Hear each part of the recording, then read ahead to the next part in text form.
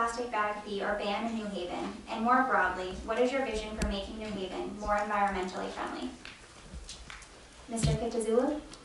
First of all, I would have to talk with business, because I'll have to see what the cost of this, and we have to hire people to do this, you know. And these are jobs, so I would look at it as an opportunity to hire more people for job work. But at the same time, if business doesn't want it and it's not cost efficient, it's really not going to happen. But my main concern in New Haven is the job market. You know, getting people to work. It's the #1 priority of my administration. And if that can get people to work, I'm with it.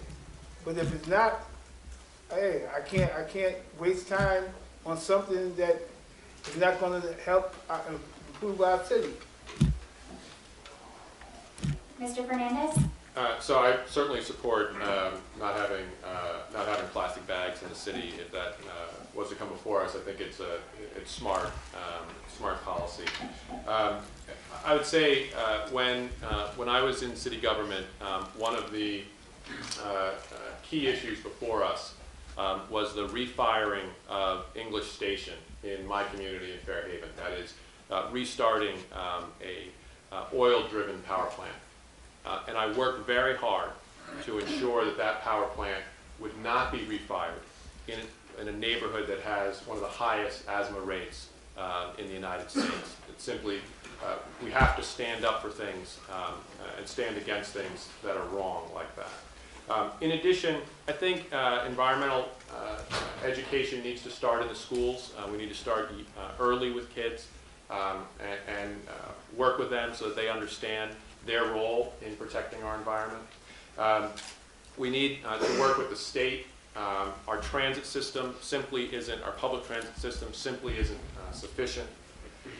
We need to do quite a bit more across the city to clean up small and large brownfields where we can't engage in development, but even equally important or more important, our children are walking by those brownfields every day, environmental wastelands, putting our kids and our families at risk. Representative Holder-Winfield? Yes, so I would support an effort like that. I think that Mr. Fernandez is going down the right track. I think the mayor of the city needs to be focused on the environment, but thinking about environmental justice. There is an environmental justice movement in this city, and they know more about this issue than I ever would. And I think one of the values of having someone who's a mayor who understands that other people may know more than them is that they would actually engage those people to figure out where we should be going. So I think, listen, it's not a great thing to have New Haven have some of the highest asthma rates in the country. It's not. It's a badge of dishonor. That's where the focus should be. You have young people who grow up in a city where they're much more likely to have this issue. I don't think that's the way we should be going. I think that's where the focus should be. Alderman Elicker? So I championed and passed a ban on bottled water purchases by the city of New Haven, not only because it's the right thing environmentally, but because it's a waste of water. Plastic bag ban, already working on it. I'm partnering with a student from UConn, and we've been working on this for quite some time.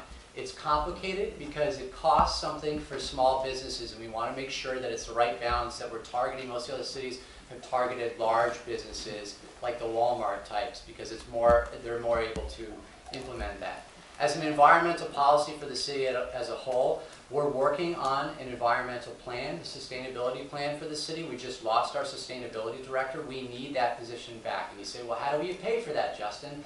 The job can pay for itself through identifying environmental cost savings through energy. And you say, well, I don't believe you. Well, that's my job. I'm an environmental management consultant, and my full-time job is finding ways to save costs through environmental programs for companies.